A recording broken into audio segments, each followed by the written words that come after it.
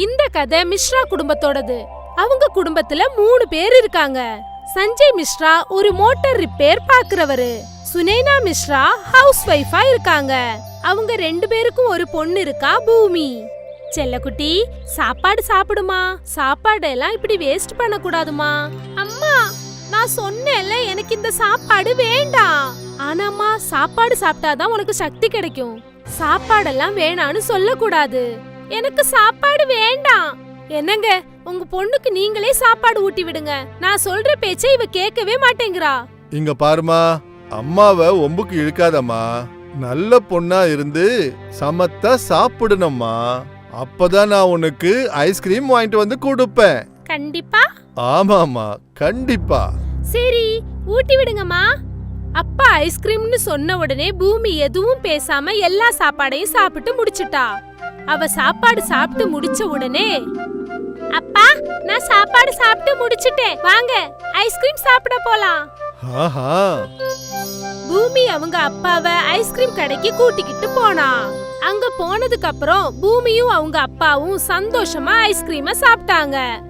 ஒரு நாள் என்ன நடந்துச்சுன்னா, சஞ்சயும் சுனேனாவும் வெளியே கிளம்புனாங்க. பூமி, நாங்க கொஞ்ச நேரத்துல திரும்பி வந்துடுவோம். அது வரைக்கும் நீ தான் வீட பத்திரமா பாத்துக்கணும். சரிங்கம்மா, நான் தான் இப்ப பெரிய பொண்ணு ஆயிட்டேல. என் பொண்ணு ரொம்ப பெருசாதான் ஆயிட்டா. ஆமாப்பா, இதோ பாருங்க. பேசி முடிச்சிட்டீங்கன்னா நம்ம கிளம்பலாமா? பூமி கண்ணா, நாங்க வர வரைக்கும் கதவு திறக்க கூடாது, சரியா? சரிம்மா, எனக்கு பசிச்சதுன்னா நான் கிச்சன்ல போய் சாப்பிட்டுக்கிறேன், சரியா? யாரையும் நான் வீட்டுக்குள்ள விட மாட்டேன். எனக்கு எல்லாம் ஞாபகம் இருக்குமா, நீங்க பார்த்து போயிட்டு வாங்க. சரி, பாய் கண்ணா. பாய்மா. பாய்ப்பா. சஞ்சயும் சுனேனாவும் பொண்ணுகிட்ட சொல்லிட்டு அங்க இருந்து கிளம்புனாங்க. ஆனா அவங்களுக்கு தெரியாது அதுதான் அவங்க வாழ போற கடைசி நாள்னு. ஹைவேல சஞ்சயும் சுனேனாவும் பைக்ல போய்கிட்டு இருக்கும்போது ஆப்போசிட்ல வந்த ஒரு ட்ரக் அவங்கள மோதிடுச்சு. அவங்க 2 பேரும் அந்த இடத்திலேயே இறந்து போயிட்டாங்க. இறந்து போன அவங்க அப்பா அம்மாவை பார்த்து பூமி ரொம்ப அழுதா. அவ அழுதுகிட்டே இருந்தா. 7 வயசான பூமி அன்னையில இருந்து அனாதை ஆயிட்டா. அம்மா, அப்பா. பூமியோட சித்தப்பா சித்தி விஜயும் ரஷ்மியும் அன்னையில இருந்து பூமிய பாத்துக்க ஆரம்பிச்சாங்க. இன்னைக்குல இருந்து நாங்க தான் உங்க அம்மா அப்பா அம்மா. கவலைப்படாதம்மா. பூமி அவங்க சித்தப்பா சித்திய கட்டி பிடிச்சு அழ ஆரம்பிச்சா. அப்புறம் என்ன, பூமியோட சித்தப்பாவும் சித்தியும் அவங்களோட எல்லா பொருளையும் எடுத்துக்கிட்டு வந்து அவங்க வீட்லயே வாழ ஆரம்பிச்சாங்க. கொஞ்ச நாள் வரைக்கும் பூமியோட சித்தி அவளை நல்லாதான் பாத்துக்கிட்டாங்க. ஆனா கொஞ்ச நாள் போக போக அவங்களோட கேரக்டரே மாறி போச்சு. ஏ மகாராணி, நீ சாப்பிட்ட தட்டை யாருமா கழுவா? உனக்கு என்ன பார்த்தா வேலைக்காரி மாதிரி தெரியுதா? இல்ல சித்தி, நானே கழுவிடுறேன். நாள் போக போக ரஷ்மி பூமி கிட்ட இன்னும் ரொம்ப மோசமா நடந்துக்க ஆரம்பிச்சா. வீட்ல உள்ள எல்லா வேலையும் பூமிய வச்சு செய்ய ஆரம்பிச்சா. இன்னும் எந்திரிக்கலையா? மணி 7 மணி ஆயிடுச்சு. இன்னும் வீட சுத்தம் பண்ணவே இல்ல. இப்ப வீட சுத்தம் பண்றதுக்கு உன்னோட செத்து போன அம்மாவா வருவாங்க? இப்பவே செய்யறேன் சித்தி.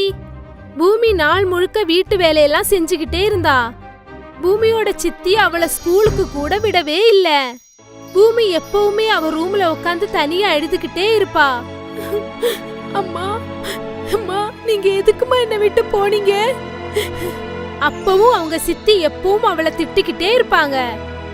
ஏ சோம்பேறி, அங்க என்ன பண்ணிக்கிட்டு இருக்க? போய் கிணத்துல இருந்து தண்ணி எடுத்துக்கிட்டு வர சொன்னேல. இந்தோ போறே சித்தி. பூமி தண்ணி எடுக்கிறதுக்காக பானை எடுத்துக்கிட்டு கிணத்துக்கிட்ட போனா. அவ தண்ணி எடுக்கிறதுக்காக பக்கெட்டை கிணத்துக்குள்ள போட்டு அது இழுக்கிறதுக்காக ட்ரை பண்ணா. ஆனா பக்கெட் எங்கேயோ மாட்டிக்கிச்சு. இது எங்க மாட்டிக்கிச்சு? பக்கெட் என்னாச்சுன்னு பாக்குறதுக்காக பூமி கிணத்துக்குள்ள எட்டி பார்த்தா. அப்ப அவளோட கால் தடுக்கி அவ நேர அந்த கிணத்துக்குள்ள விழுந்துட்டா. பூமி ரொம்ப பயந்துட்டா. ஆனா கிணத்துக்குள்ள ஒரு அற்புதமான மாய உலகம் இருந்துச்சு. நான் எங்க இருக்கேன்? ஒருவேளை நான் இறந்துட்டேனா? இல்லம்மா, நீ கிணறோட மாய உலகத்துல இருக்க.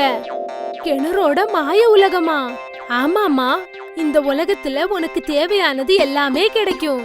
உனக்கு எது வேணுமோ அது கண்டிப்பா இங்க கிடைக்கும். ஆனா எனக்கு எங்க அம்மா அப்பா தான் வேணும். பூமி இத சொன்னதும் அவங்க அம்மா அப்பா 2 பேரும் அவ கண்ணு முன்னாடி வந்துட்டாங்க. அம்மா, பூமி ஓடி போய் அவங்க அம்மா அப்பாவை கட்டி பிடிச்சா.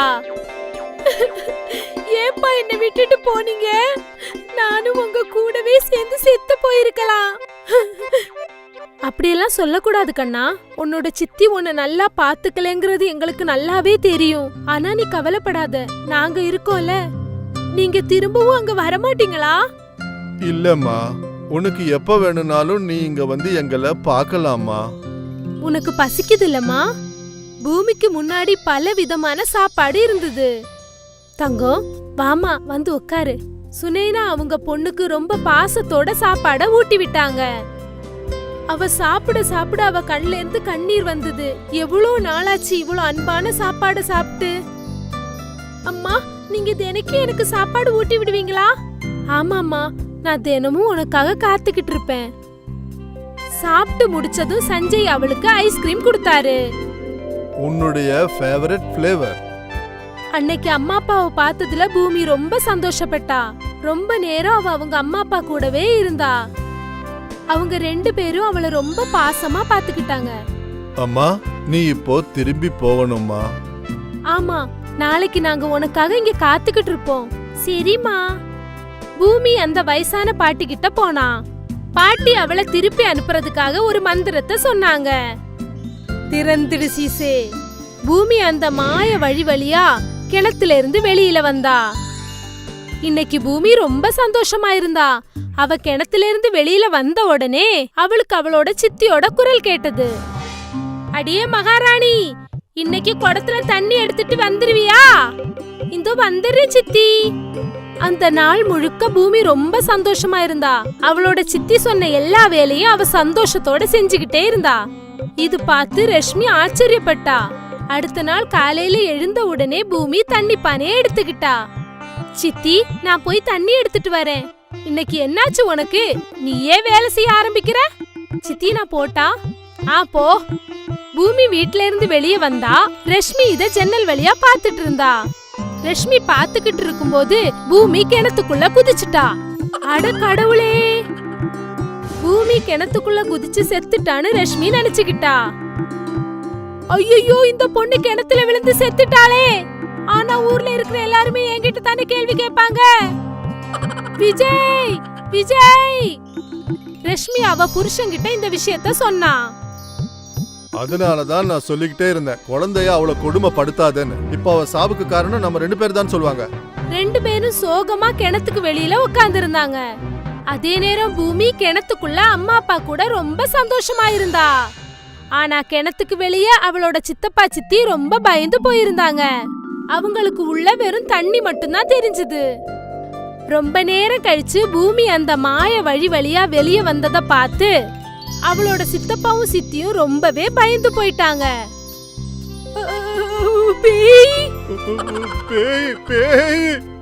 பூமிய பார்த்ததும் ரஷ்மியும் விஜயும் பயந்து போய் வீடை விட்டு ஓடி போயிட்டாங்க. பூமி அந்த வீட்ல தனியா இருக்க ஆரம்பிச்சா. அவ தினமும் காலையில எழுந்து ரெடி ஆகி ஸ்கூலுக்கு போக ஆரம்பிச்சா. ஸ்கூல்ல இருந்து திரும்ப வந்ததும் அவ நேர கிணத்துக்குள்ள குதிச்சு அவங்க அம்மா அப்பா கூட சந்தோஷமா இருக்க ஆரம்பிச்சா. அவ அனாதையா இருந்தா, ஆனா இப்போ அவ அனாதையா இல்ல. அவளோட வாழ்க்கையே மாறி போச்சு. அவளோட அப்பா அம்மா அவ கூட இல்ல, ஆனா அவ கூடவே இருந்தாங்க. அன்னையில இருந்து பூமி அவளோட வாழ்க்கைய சந்தோஷமா வாழ ஆரம்பிச்சா.